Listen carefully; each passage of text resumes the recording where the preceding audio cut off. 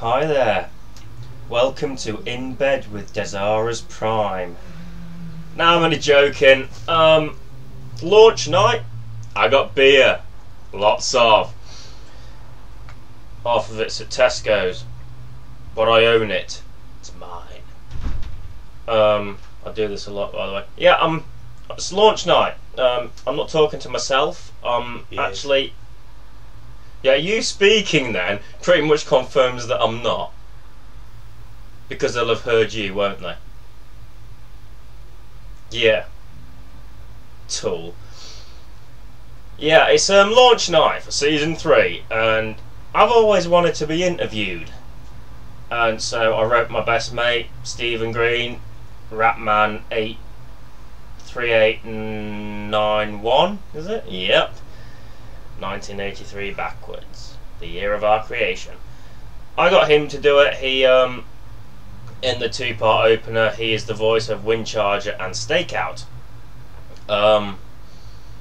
He's petitioning currently for more Windcharger parts to play a bigger role in the soap. He's got a page on Facebook, 1 million likes, and Dezaras Prime will give Windcharger his own spin-off. He hasn't really. Just giving me a right look there. After tonight, I will have though. Yes, he might. Please don't like it because I've got too much on my plate, as you'll learn about. So, without further ado, let us get this thing on the road. Okay. Good evening, Dezaras. Good evening, Ratman. Catch you. Anyway, I want to kick I off. wanted this to be professional, but I'm drunk and I'm fucking tipsy. We're carrying on. Yes, we'll carry on in this We'll carry on. Yeah, we can edit this out. I always say we'll edit it out, but I never do. No. Well, let's kick off by asking you a little bit about the origins of the soap. So, firstly, what did inspire you to do TFTS in the first place? TFTS. It was the Transformers film in 2007. I watched the film and it made me want to buy the toys. I'd been clean, as in not bought any toys for a good few years at that point, but it made me want to buy the toys, and then eventually I wanted to do something else with it, like maybe do like a video series or something like that, and I had an idea for a parody series called Transformers the Soap. I had a few ideas. I had like there was just going to be probably a mock news thing or maybe a sketch show or something. But the original one of the titles under consideration for the soap was Cybernation Street, but I thought it was shit, so I went with Transformers the Soap. And it now does exactly what it says on the tin, really. Yes, it does, except it doesn't wash you very well. It doesn't have a tin either. No. Anyway. I mean, the characters aren't even made of tin, they're plastic. Use your imagination, I suppose. Yeah, they are the characters. They're robots from outer space. Maybe they have a better alloy than tin. It's like Matt Smith as Doctor Who. He isn't a Time Lord, but the Doctor is a Time Lord. The toys aren't tin, but the characters are. I'm just going to pull my bed apart here. Is that good enough for you? That's pretty good. And yes, you've really covered the next one, which was going to be when did it happen.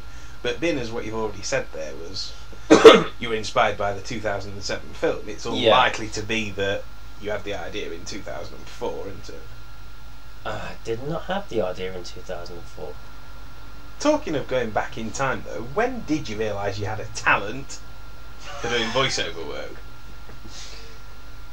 Probably when I was at school, I was a right piss artist at school, and I'd take the piss out of the teachers and do little pictures, drawings, and take the piss out of me, and do voices and take the piss out of you, yeah, and your parents.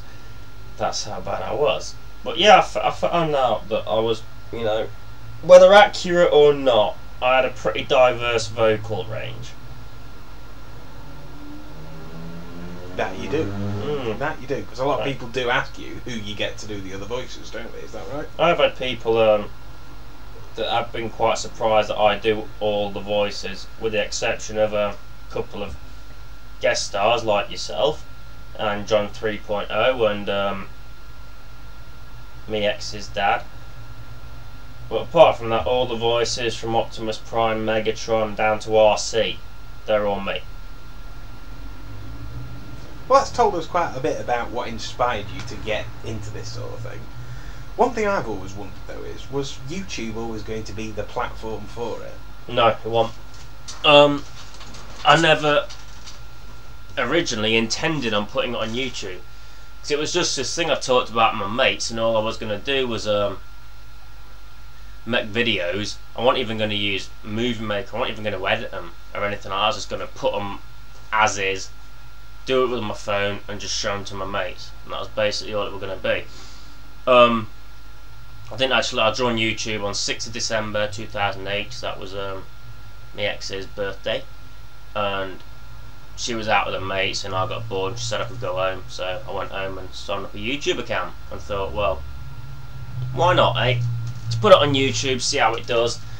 There was still a lot of planning work to do, because at that point, when I realised I was going to be doing it on a larger scale, I knew I needed to up the ante a bit. Instead of just like filming it on the settee or on the floor, I knew I'd need sets and that, and it's pretty much evolved in the course of the couple of years that I started it, and even now it's evolving and I'm still trying to make sure all the sets are fine and that, whereas before it was just going to be fucking plonk them on the floor, film them talking, show it to my mates. But now there's a lot of editing. I've got to do like 3 different versions of the video, so I can add different layers of sound and stuff like that. Well, that's given us quite an interesting insight into how it all kicked off. I've got more. The workings of it. I'm sure you could talk to us for hours and hours. I'm sure you will. Could, hopefully you will anyway. But there's a few things that I want to find out a bit more about there.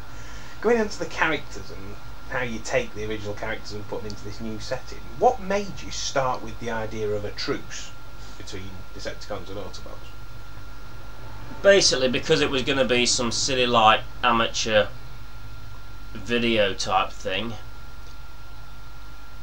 I like the idea of a truce because, you know, I guess I'm a bit of a pacifist at heart. I can be aggressive and I can be bad tempered, but at the end of the day I'm not a fighter. I just like the idea of like what would happen if the war ended and there was all of a sudden just living on Cybertron. Would it be as peaceful as they hoped it would be? And the other thing about that is I knew it was just going to be like cheap silly videos. I'm no good at stop motion. I mean, my basis of movement is I'll film them going like that, or I'll do a photo of them like that and then a photo of them like that and edit it together.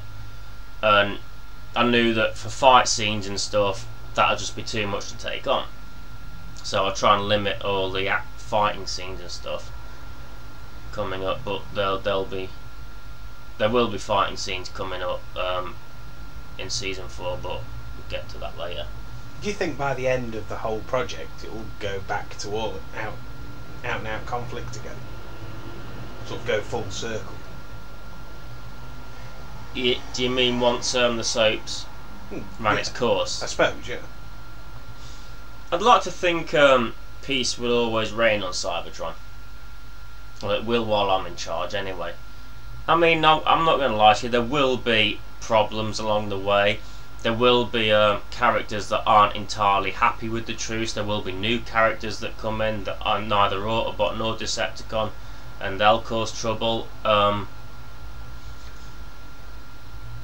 But yeah, the main conflict, I think I will keep it running until the end, basically.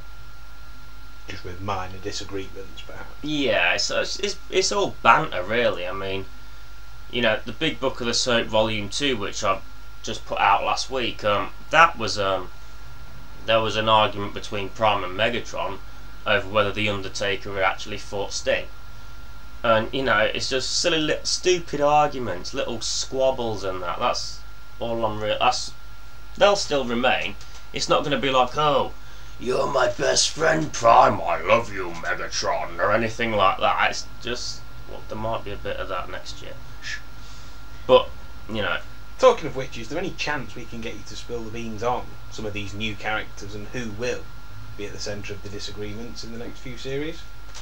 Well, it's like I've already said on one of my other videos. I don't know why I'm doing a yoga pose there, but the Star Wars ones, I'll be introducing the Star Wars Transformers and the Marvel Transformers.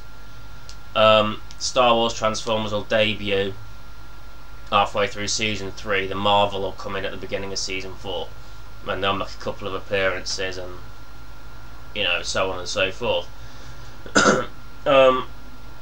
Actual Transformers characters we've got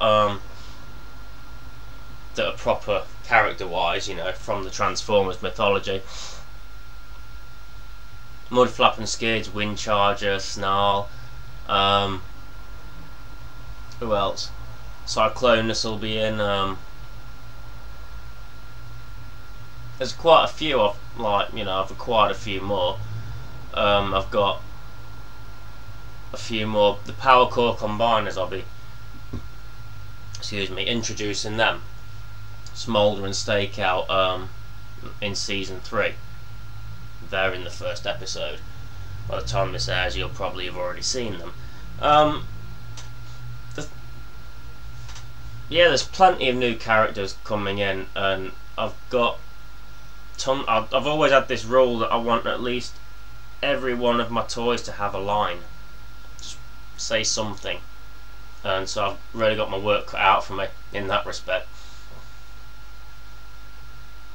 One thing that I suppose on a personal note I've always wanted to know is, what's the deal with RC? What made you interpret RC in the way that you have? As a whore. As a slut. As a slag. Dirty all of fucking those tramp. things, all the above. That was down to my ex. She You better explain that one, otherwise it might not come across right. She hates female Transformers. You know, they bring in the 80s. They brought in the female Transformers, RC, Elita 1, Chromia, and fucking Slagjack or whatever she were called, and I can't remember her name.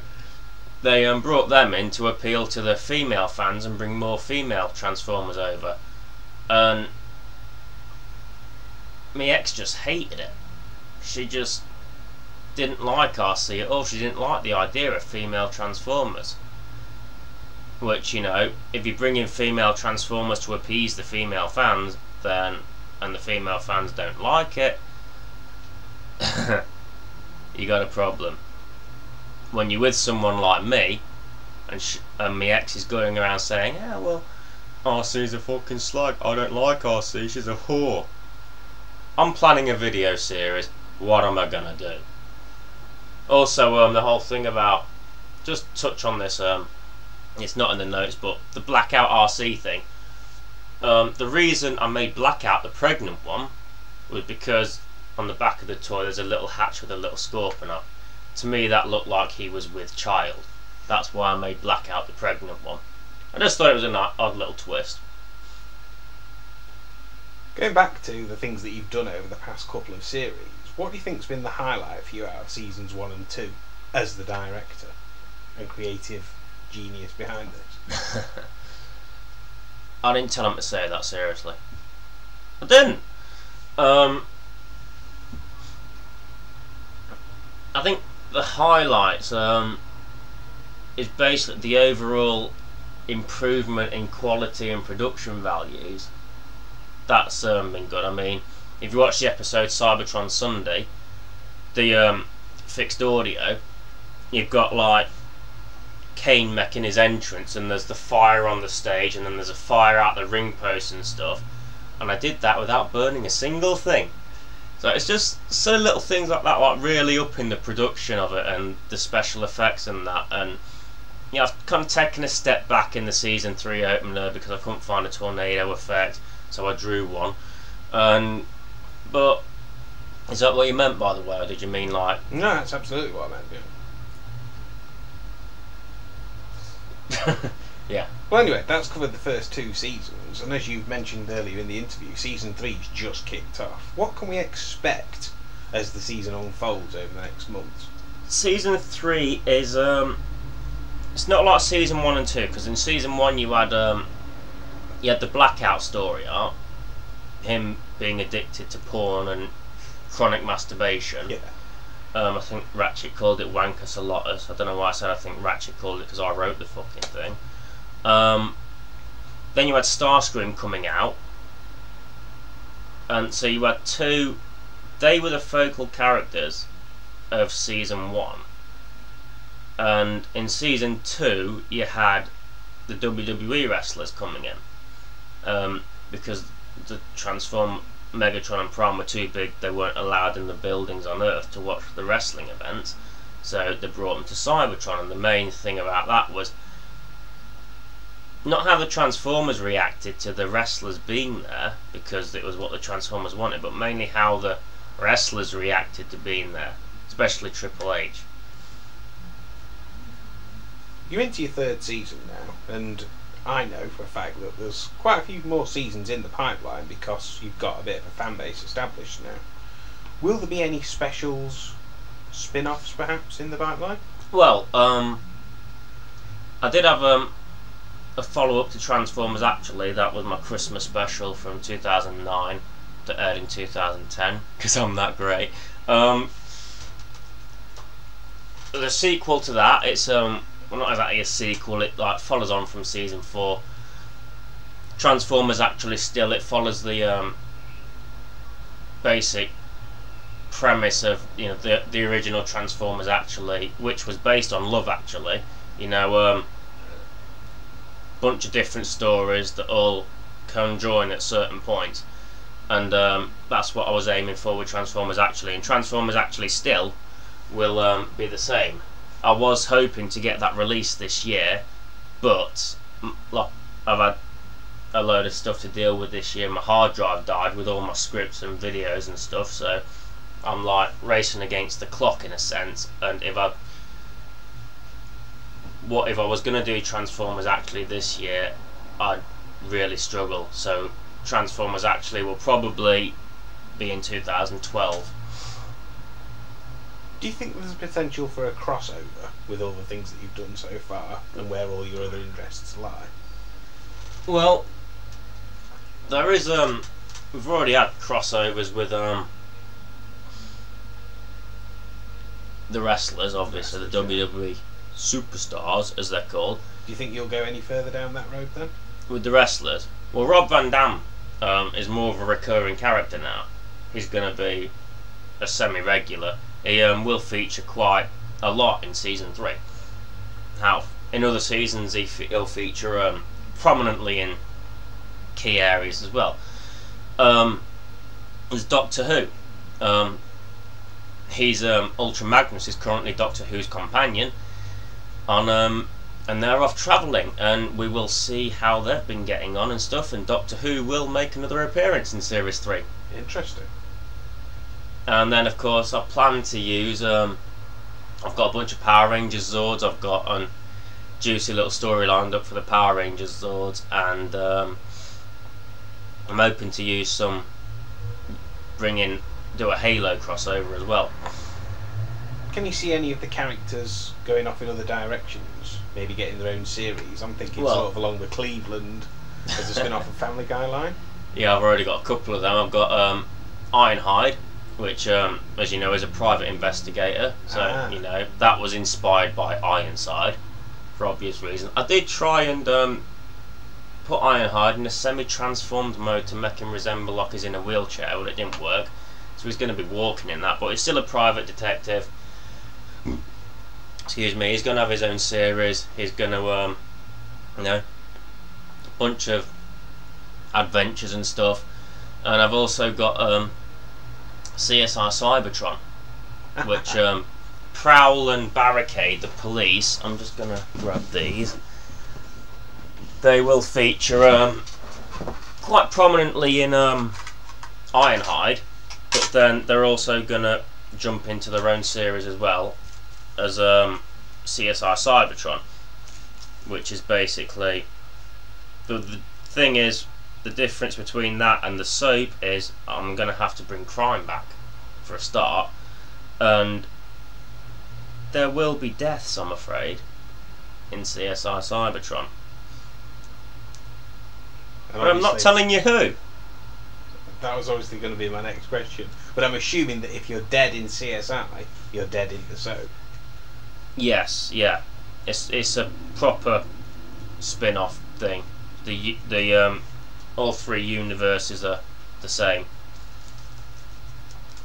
And Ironhide will premiere in 2014. 2014. Yes. You're far more planned ahead than I could ever be. All this said, though, with the spin-offs, the new characters coming in, there is still a definite future for hardcore TFTS fans, isn't there? There are going to be lots more series. I've actually just started work on the 9th series. The 9th series? Planning on the 9th series. I'm planned way ahead. I'm going to be well into my 30s when this thing ends. But yeah, I've just started planning the 9th series. So there will be at least 9 and possibly even more than that. There will be, hopefully. Well, this thing that me and Daniel Ian Thompson, is, by the way, just quick plug, Daniel Ian Thompson, check him out. I'll put a subtitle thing on the bottom. Daniel Ian Thompson is come out. Apparently I've inspired him to do his own series, and he's going to be doing his own Batman series called Gotham's Protector. It's going to be great. You should check it out. I'll keep you posted on that, but that's my first plug. I told him I'd do it. Me and Thompson have this joke going on about something like, oh well, I've got this and this planned and that, if I live that long. So, you know, if I'm alive throughout the duration of the series, then yeah, it'll get out there. But I've got 9 series of Transformers or so planned. We're starting series 3 tonight. I've got 3 series of Ironhide. I've got 2 series of CSI Cybertron. Already written? Already synopsized. Right, okay. And also there's the small budget movie, which is coming out in 2013. That'll be my only project that year, people. Video wise, the movie. Feature length? Well, longer than a standard YouTube episode. Anyway, just to finish us off, one thing that's always puzzled me. In your usual video logs, that door behind you, has anyone ever walked in that door while you've been filming? No, I always keep the door locked. I always kind of envisioned that the door would open behind you at some point. I might get someone to do that, just to please you. There we go, another exclusive. Well, all that remains to be said now, I think, is thank you for joining us this evening, Dezaras. In my own house. Yeah. But kind of through the medium of video. Yes. Okay, well, put another way, thank you for having me over. You're welcome. And press stop.